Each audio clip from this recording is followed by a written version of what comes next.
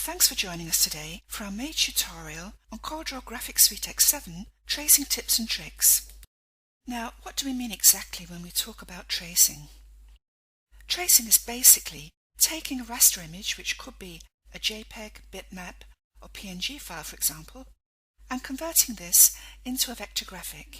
And in today's webinar, we're going to be covering the following topics. We're going to be looking at the power trace settings in depth, and along the way, we're going to look at how to avoid the most common pitfalls when you're tracing an image. Now, the quality of the final vector graphic will depend on various factors, including the quality of the image that you're starting out with, for example, the image resolution, the sharpness of the image, and how it was exported, and we'll go into that more later on. In addition, we'll also be covering the following topics: preparing and simplifying images prior to tracing so that we get the best possible result, reducing nodes in the resulting vector objects, which will give us a much cleaner, smoother result. Then we'll move on to font recognition, because as you will already know if you've ever tried to trace text, the results can be a bit hit and miss.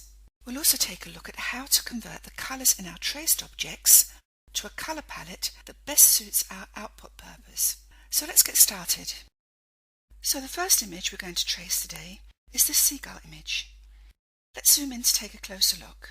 I can see in the Object Properties docker that I have an image resolution of 628 pixels and that the color mode is 24-bit color. What this means is that this image has anywhere up to 16 million different color shades. Now, when we run this image through PowerTrace, the application is going to have to analyze these colors and create larger blocks of color for our final vector. For this reason, with very high-res images, you might first get a message pop up telling you that the image resolution is going to be reduced. To save time, we're going to start by cropping the image down to the size we actually need. This will allow the tracing process to run much faster.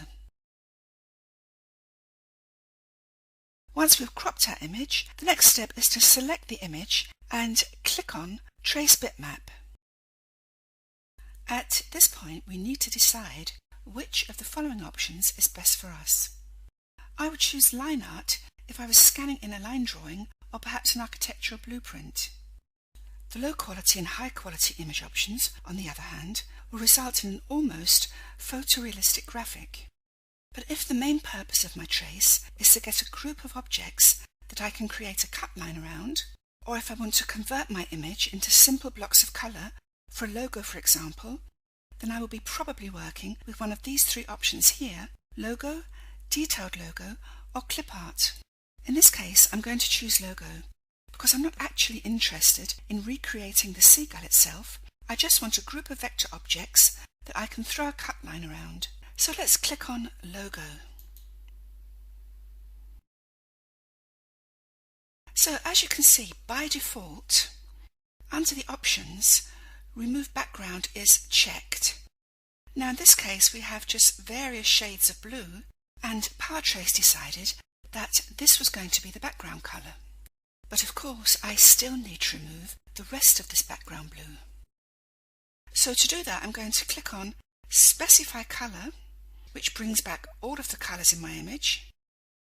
I'm now going to grab my eyedropper tool and, holding down the Shift key, I'm going to pick out all of the colours I want removed. I'm holding down the Shift key because it allows me to remove multiple colours. So, what else do we have in our PowerTrace window? At the moment I'm in before and after view, so I can see my original image and my trace. You could of course choose one of the other options. I've got the option to zoom in and zoom out, or view this in a whole window, and I can use the hand here to pan around the image if I want to see particular details. If you've made a mistake, for example if I pick up too many colours with my eyedropper tool, I can either go back one step or I can reset the whole of the trace result, in which case it will start again from the beginning. Under the options, we can choose to have a higher performance, which means the trace runs through faster, or we can choose higher quality. This takes a bit longer, but as the name suggests, the final quality will be better. When we merge colours, and we'll be looking at merging colours a little later on, you can choose multiple colours to merge to one, and in this case it's going to average out the value of the colours. So whether it's CMYK or RGB, you'll end up with the average value of all the colours you chose. Or you can choose to merge all of the colours to the value of the first colour you select. Now in this case I'm not going to go to the Colour tab. I'm not going to do much with smoothing or corner smoothing, we'll be doing that later on, because all I really wanted was a vectorized version of the seagull so that I can run a cut line around this. So all I'm going to do now at the moment is click on OK. But before we go, if you don't want to keep your original image, you can also click on Delete Original Image, and then you're left just with the final vector object. So here's our vectorized seagull. Let's just zoom into this. And what I want to do now is to run an outline around the outside. Now, whenever you trace an image, the resulting vector graphic is always a group of objects. So if I wanted to edit any one of these vector shapes that you can see here, the first thing I would need to do is to ungroup it. But in this case, I'm just going to go up to Object, Shaping, and go down to Boundary. Now, if the boundary tool is a tool that you think you're going to be using quite frequently, why not start up a little customized toolbar on your desktop? To do this, go back to the tool that you want to choose and holding down the Control and Alt key, just drag it to the desktop. We'll be adding more tools to this as we go along, but what I want to do now is to actually delete the seagull vector. So here we have the group of objects that we created in PowerTrace. I'm just going to press Delete. If I zoom into here, we can see that the outline is still quite rough. And this is due basically to the way that the trace interprets the pixels. So if an image is very pixelated, you will get some rough edges here. But luckily we have a fantastic tool called the Smooth tool. Let's just zoom back out again. So let's have a look at how the Zoom tool works. If I grab the Shape tool and I select this object here, you can see we have literally hundreds of nodes. So in the past, if you wanted to reduce these nodes, you had a couple of options. You could click on Select All Nodes and use the Reduce Node button to increase the smoothness of the curve. But having said that, if you click on Reduce Nodes, some nodes are removed, but only to the point where the shape of the object would start to change. So Reduce Nodes takes away as many nodes as possible without changing the shape. Here, the slider bar on the other hand, I can again reduce nodes here, but as I reduce the nodes, the shape is going to change. So the smoothing tool works in the following manner.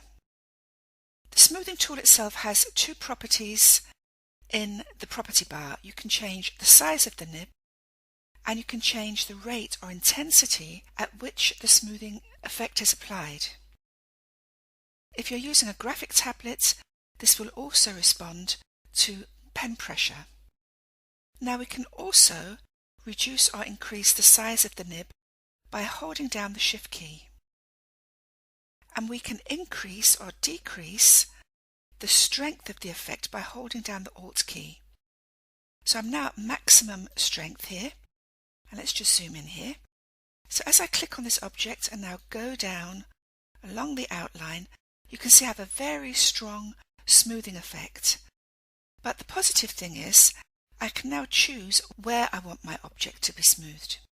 So if I don't want to smooth out everything, I just need to smooth out the areas that need reworking. If I hold down the Alt key again and reduce the pressure, let's zoom in here again, it will smooth, but it's not smoothing to such an extent, so I'm keeping quite a lot of the detail.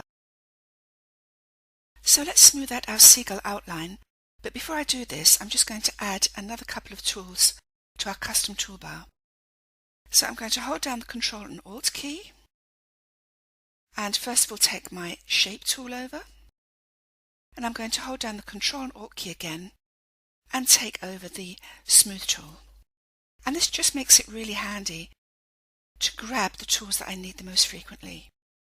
So selecting my seagull, I'm going to right click and choose a yellow outline so we can see this smoothing effect better. So here's my smoothing tool. Hold down the Alt key to increase the strength. And now I'm just going to go along, and you'll see as I'm going along I can just choose which parts of the seagull need smoothing.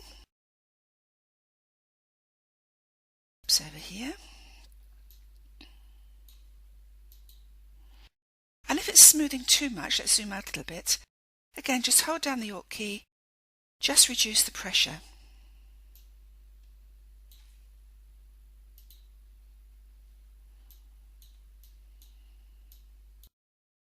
So you can see it does a very good job of giving you a wonderful smooth outline to your traced images.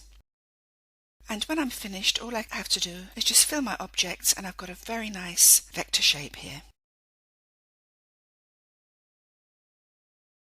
In this section, we're going to not only remove background colours, but we're also going to edit, merge and replace colours within the design. Also, if we take a closer look at this butterfly object, you can see, first of all, the outlines are quite rough. We have solid blocks of colour, but we also have gradients. So this, in an image that can give us up to 16 million colours, is going to result in a traced object that contains up to 100 or more colours, which is something we don't really want. So let's just zoom out again. The image is selected. We're going to go into Trace Bitmap, and this time I'm going to choose Detailed Logo. I have a lot more detail in this image, and I want to retain as much of that detail as possible. And here we have the situation where I have a high-res bitmap, and PowerTrace tells me that the bitmap is actually too large and needs to be reduced.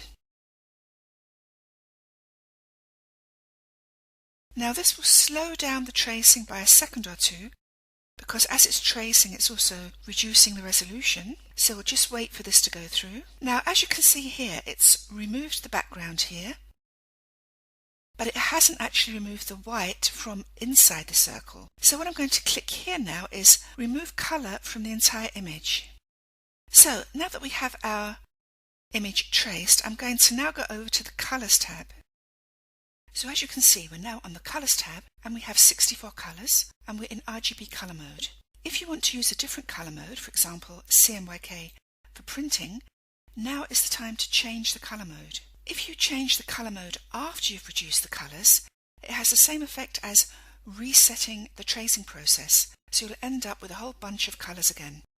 So before you start to reduce the colours, choose the correct colour mode, CMYK, RGB, grayscale, black and white, or you can go down to more palettes and choose the precise colour palette that you wish to work with or convert to.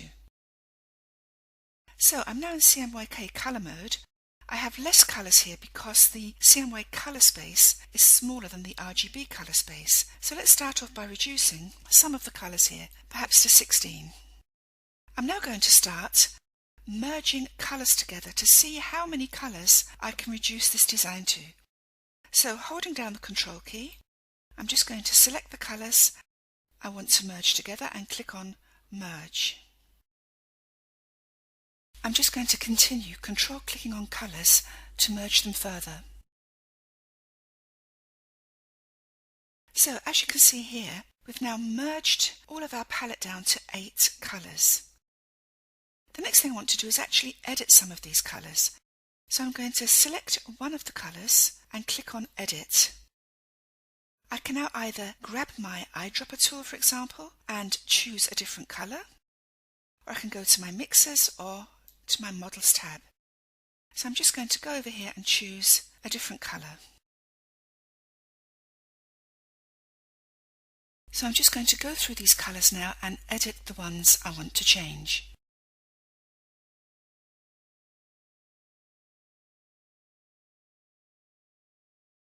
So now that I've edited the colours, I could actually save all of my colours here as we see them now as a colour palette. To do this, just click on the Save symbol, and I can save the colours here as my own custom palette. All I need to do now is to press OK to save my butterfly. This is a grouped trace, so I first need to ungroup it, and now I can remove the circle. If I want to do more with my butterfly, I can select it, click on Create Boundary, which I could fill with colour, or I could select the whole of the butterfly again and drag this over to the Colour Styles docker. Let's choose 3 groups. Now all I need to do is choose one of the Colour Harmony folders, rotate through the colour wheel, and instantly change the colours of. Our next image has a lot of detail, and it would look great engraved or printed out in black and white, for example. I'm going to go up to Trace Bitmap, Outline, and choose Clip Art because I want to get as much detail in here as I can. Reduce Bitmap and remove colour from entire image. Now because there's a lot of detail in here, I'm going to use my zoom tool just to zoom in on an area to see what the final result will be, and I can see already that I don't have as much detail as I need. At the moment I have 2 colours, almost 5,000 nodes and 69 curves, and I'm just going to adjust Detail Slider Bar somewhat just to get a little bit more detail in there. And when I'm done, all I need to do is merge my colours down, and I'm going to edit this because I want pure RGB black.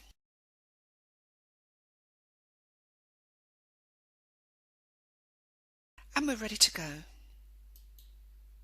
Now is a good time to introduce another tool, the Smart Fill tool, and holding down the Control and Alt key, I'm going to take this over to our new toolbar.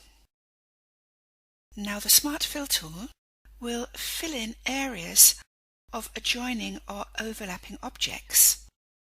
So I'm going to use this now to create a bit more definition in this design. So with the Smart Fill tool selected, up in the property bar I'm going to choose Specify Colour, and I'm going to choose RGB black, which I'm just going to pick up with my eyedropper tool. The objects that are created within this design, I don't need an outline, so I'm just going to set this to no outline. And all I need to do now is click in the spaces to fill in areas of the design. Now I'm just filling this in with black at the moment, but for example if you're engraving or you're working with grayscale, you could of course at any point just go up to the property bar, choose one of the grayscale colours, and just add that.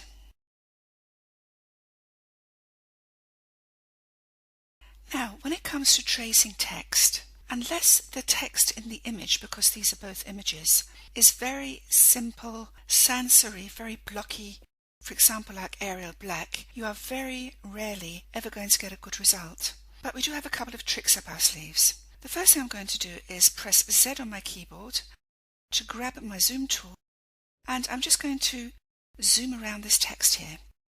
And as you can see, this is quite a low-res image, and what I want to do actually is just to, instead of trying to trace this, I want to do a font recognition and just look to see if perhaps I have the font myself. So I'm going up to Text and down to What the Font, and while we're collecting tools for our toolbar, I'm just going to press Ctrl and Alt and just drag What the Font up to our toolbar. Now once you select What the Font, the cursor will change to a bullseye, and what we're going to do is we're going to go around this word, just trying to get as many letters as we can. If we're happy with that, click inside, and What the Font will now go online and attempt a font recognition. On the My Font website, we just need to go through the letters now and check that they've been recognized correctly.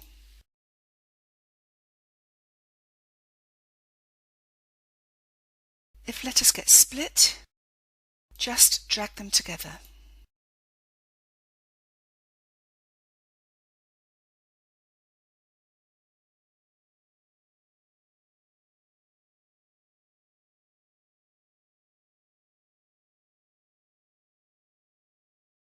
And once you've corrected everything, just click on Continue. You can now drag down the original text and just go and check which font this could possibly be.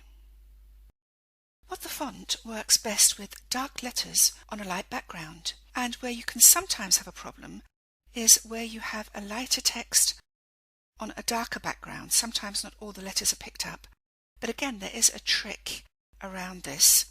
So I'm just going to grab my rectangle tool, draw a shape roughly the same size as my text, click on the Quick Customize button, and I'm going to open up the lens docker.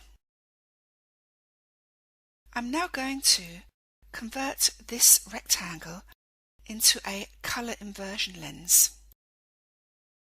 And let's just click on Apply. Now, when I move this lens over the text, I'm back to my dark letters on a light background, and I can start using What the Font again. But you only need this if you are actually having problems. Normally it will pick up most of the letters on the first try. So now that we've analysed the font and we've got a couple of suggestions of what a font could possibly be, where do we go now? Well, we've got a fantastic program included in the graphic suite called Corel Connect. And Corel Connect will allow you to put the name of a font in the Connect window and search for that font. So let's just open up Corel Connect. In Corel Connect we can see all of the content that's included with the Corel Graphic Suite X7. And we have here some filter buttons: folders, vectors, bitmaps, fonts and other. And we can decide what we're looking for. So if we're going to look for a font with a specific name, we can just disable these filters here. And I'm just going to add a search word here. Let's presume, for example, that the font we are looking for, or the font that was suggested on the MyFont website, was called Windsor. Hit enter, and it's now found that font for me. Also in Corel Connect, when you find a font, if you right-click on that font, you can install that font straight from the Corel Connect window. Now, by default, we're only going to be searching in the 1,000 fonts included with the CorelDRAW Graphic Suite X7. But under Favorite Folders, you can actually drag folders from outside from your desktop into your Favorite Folders segment here, and this will also be used when searching for fonts. And this happens to be my system font folder. So at the moment I'm searching not only within the Content Exchange fonts, I'm also searching within my system fonts. And from Corel Connect you can right-click Install or right-click Uninstall any font. So using Connect is going to make it much easier to see if a specific font is already somewhere. Now that we've taken our first tour through using the main features in PowerTrace, we're going to turn our attention to some files that are going to cause us problems, even after using the more advanced features in PowerTrace. These are files that are still going to need some work done on them or cleaning up after tracing. So let's just have a look at this image here. In the Object Properties window, I can see from the start that it's very low res. And it's also been stretched up on the page. It's 600 by 422 pixels. And if we zoom in here, we can see we've got a lot of jagged edges going on here because of the low resolution. And it's not going to be a very clean trace. We've got odd pixels scattered throughout the image as well. So what can we do about this? Well, there's a couple of things we could try. The first thing I'm going to do is leave CorelDRAW and go over to PhotoPaint. So here's the image opened in Corel PhotoPaint. We have a plugin built into PhotoPaint called PhotoZoom Pro 3. It's a third-party plugin. So I'm just going over here to PhotoZoom Pro 3. When you first open up PhotoZoom Pro 3, you'll be asked to register, and it's a free registration, and this will send you an unlock key to unlock the plugin. So what I'm going to do here first of all is I'm just going to up the resolution. Let's up this to perhaps 600, and I'm just going to reduce the size a little bit, and you can already see that the edges are being smoothed out for us. What PhotoZoom does is it allows you to upsample an image, so you can take quite a low-res image and basically increase the resolution. PhotoZoom does some clever calculating to do this. Let's make this a little bit higher. And I think I'm going to leave this like this and just save this.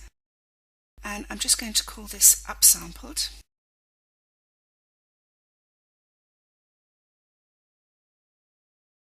And save it to the desktop. So here's our original low-res JPEG. And this is the upsampled PNG file. And if I just zoom in here, I just flip this over so we can compare similar sides. And already you can see that after being sent through PhotoZoom, we've got a much better edge quality than we have in the original image. So for something as basic as logos, if the quality is really bad, it really does make sense to send this through PhotoZoom first, just to try and clean up these edges a bit. So zooming out again, I'm just going to delete the original, mirror this, and let's now take this into Trace Bitmap, and I'm going to start off with Detailed Logo. So, and the first thing we're going to do is we're going to remove areas that I know I'm not going to need in the final vector graphic. So I'm first going to use my eyedropper tool to specify the colour, and holding down the Shift key, I'm just going to go through the image, and we can get rid of the drop shadows here as well. Just going through the image, cleaning it up, because it's a lot easier to do this while you're in Trace than ungrouping your object in Draw and doing everything by hand there.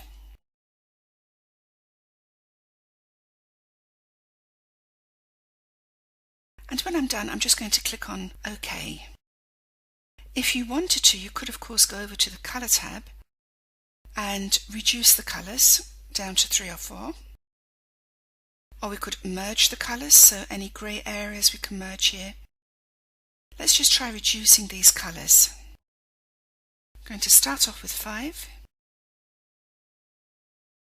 Perhaps go down to 4. And here I have 4 colours. Of course, if I wanted pure white, I could go in and edit this.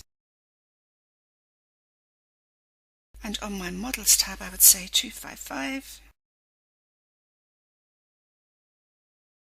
Or you can also type a name in the colour box. And let's just get nice pure colours going here. Let's type in red.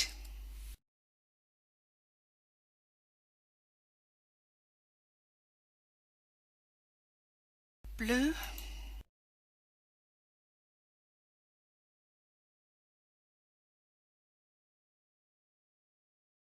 And the grey we can leave as it is. I'm now going to zoom into my finished vector graphic and ungroup this. And let's just have another look at what we have here. So this seems to be a separate object that I don't need. This appears to be a hole. So I'm just going to grab my shape tool. Now, with the shape tool selected, it's quite hard to select around things at an angle because the shape tool wants to do a square selection. If, however, you hold down the Alt key, you can do a freehand selection.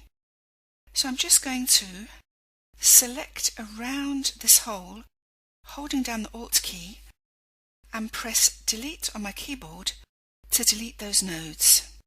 And I've actually closed that hole here. Now if we zoom in a bit further, we can also see that this is not how it should be. So again, I would hold down my Alt key, select the edge nodes, and make all of these straight lines. Now I'm just going to delete a few more nodes here.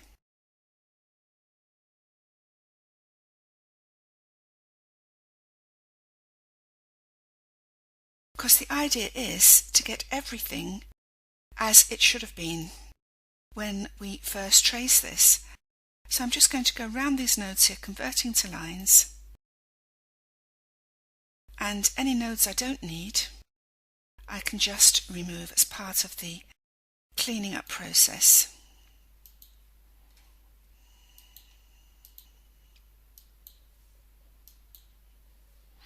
Here we have a great image of a ballerina. It's also high res, very good quality image. But because it is high res, and because of the type of image we have here, you can see we've got lots of transparencies, skin tones. What we actually get when we vectorize it are again a lot of vector shapes with not very smooth edges. And what I'm actually looking for is something more like this. I want a resulting vector that has a lot of solid blocks of colour. So how do we do this? Well, I'm going to start off first of all by selecting and copying my image, and I'm just going to paste this into a new document. Now in this case we're actually going to be working with the Object Manager. And the first thing I want to do is to create a duplicate of my image by selecting the object in the Object Manager, pressing plus on my numerical keyboard.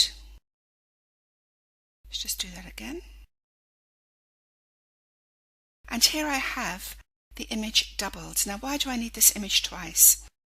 The lower image, I'm going to right click and lock this to the page. In a little while we'll be using this lower image as a template for creating our vector objects. The upper image, because I actually have two images on top of each other, as you can see here. The top image I'm now going to send through PowerTrace. Let's choose Clip Art.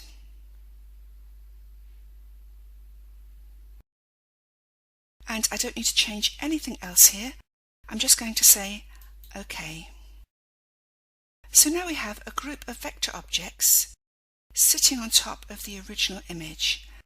And what I'm going to do first is to run a boundary around this group of vector objects. So I'm going to click on Create Boundary. And once I've created that boundary, I can now delete the vector objects. And if I just scroll in for a second, I'm left with my original image, which is locked down to the page, with a boundary around the outside. We're now going to go over and grab one of our drawing tools. Let's choose the freehand tool. And it's quite important now that when we're drawing the lines, that we have overlapping lines. So I'm going to start drawing around the face area.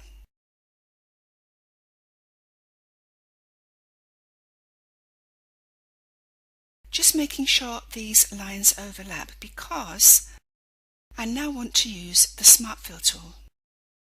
So I click on the Smart Fill tool. I don't need an outline. And the colour I want to use is the skin colour. Click inside and I now have my skin-shaped object.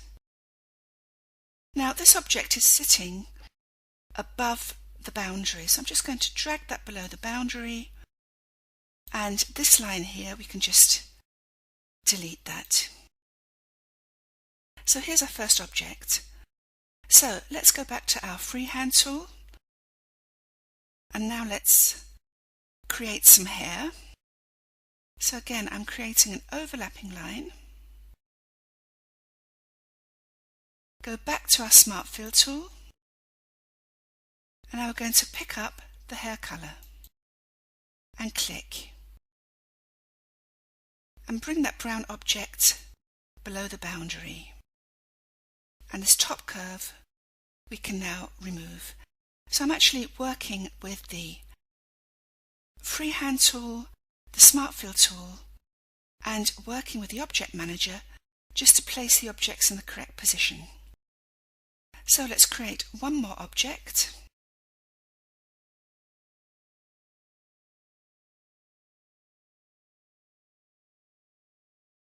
Back to the Smart Fill tool.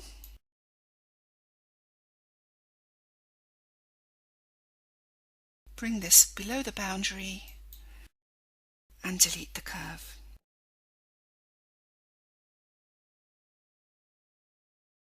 And so basically, if we go back to our original document, you just work your way through the image, creating these solid blocks of colour. And once you're finished, you can actually go to the original image, unlock it, and delete it. So we're coming near to the end of our tracing tutorial today, and I'd like to finish off with a couple of more tips for you. An image such as this one here looks at a distance fairly simple. To look at it, you would think it was just a brown and black image. However, because it is high res, when you run this through Corel Power Trace, you'll see that you end up again with objects that don't look very pretty. So let's just zoom in a little bit more here. So you end up with something like this.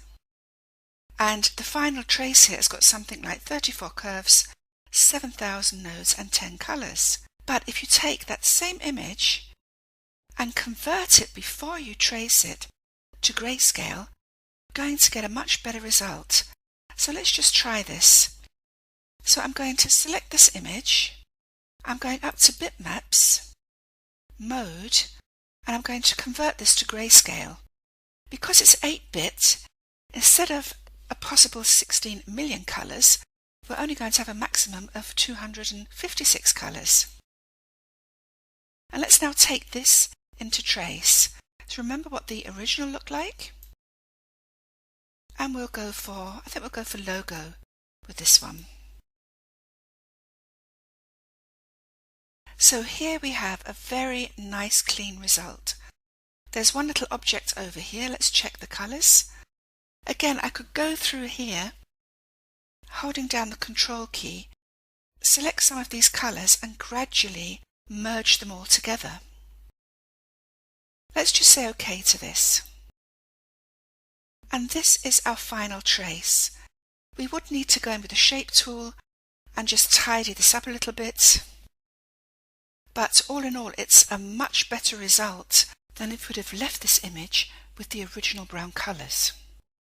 Now, there's not much you can do about the quality of images that other people send to you, apart from ask them nicely to send you images of a good quality and resolution. But if you do have any influence over the images that you receive, then there's a couple of things I'd just like to point out. So the first of these is anti-aliasing. Now, when you anti-alias an image, what you're basically trying to do is create the illusion of having nice smooth edges. So when you save a JPEG, for example, with anti-aliasing, you're going to get quite a bit of noise along the edge where extra pixels are being generated to try and smooth out this jagged edge. If on the other hand I go over to an image that hasn't been anti-aliased, you can see I've got nice, clean, bold blocks of colour. So let's just put this to the test. I'm just going to select these three objects here. I'm going to export them. Let's choose JPEG. Selected objects only. And let's zoom in here. At the moment, anti-aliasing is checked, so I'm just going to grab here and just zoom in. And already you can see we've got extra colours in here that we don't really need if you want to trace something. So let's just take out the anti-aliasing check. And now I've got these nice, strong blocks of colour. So if anybody is sending you a photo of a logo, for example, just ask them if when they're exporting it, perhaps it's a JPEG, just to uncheck the anti-aliasing box, and then you'll get a much better, crisper result when you send your image through PowerTrace. And the other thing that's worth taking a look at is dithering. Dithering will have a similar effect. If you're working with 8-bit colour, dithering will create a lot of extra pixel noise in your image and not give you these nice solid blocks of colour that you'd have if you had the dithering deactivated. To finish off our webinar today, we're going to take a look at a worst case scenario image. Here over on the left we have a photo of an embroidery. Let's just zoom into this. Look at that. Now, when you run this through Trace, you're going to end up with something like this, lots of little itty-bitty vector objects that you can't really do anything with. So, what do we do with this? Now, you start off, as we've done previously, by selecting the vector objects, and I'm just going to run a boundary around the outside. So here is the boundary. So let's just zoom in here. And you remember a little earlier at the beginning of this tutorial, we used our smoothing tool just to go in and smooth out those rough edges. So let's just do this quickly. So this just goes to show you that there's no case that's absolutely without hope, and that CorelDRAW gives you so many great tools just for getting around these difficult issues. You might have to do another little bit of tweaking with the shape tool, but we'll get to that when we're that far. So let's just zoom out again and see how close we are to our original. That's not too bad. I'm just going to grab the shape tool and just drag this out a little bit. And I'm just going to pick up, with the pipette, just pick up a skin colour and just fill this. So now we need the hair. I'm going back to the drawing tool and I'm just going to do this very roughly now, making sure the lines are overlapping. I'm going to my Smart Fill tool, which you can access from there or there. No outline, and I'm going to pick up a hair colour. Now what I'm going to do now is I'm not going to keep drawing this. I'm going to first of all remove that line that we no longer need. So I'm now going to select the object, press the plus key to make a duplicate, and now holding down the shift key I'm just going to reduce the size of that. So plus on the keyboard, let's choose a paler blue, hold down the shift key and just go into here again. So you can see you can actually use the drawing tools, the Smart Fill tool, the smoothing tool, just to really quickly get from something like this to quite a very good shape. Now let's just go over here, and I just finish this off by using my ellipse tools, my drawing tools, just to finish off this face, because trying to work otherwise with something of such low quality is never going to work. So thank you very much for joining us today. I hope that this webinar has been useful for you, and I hope to see you in the very near future.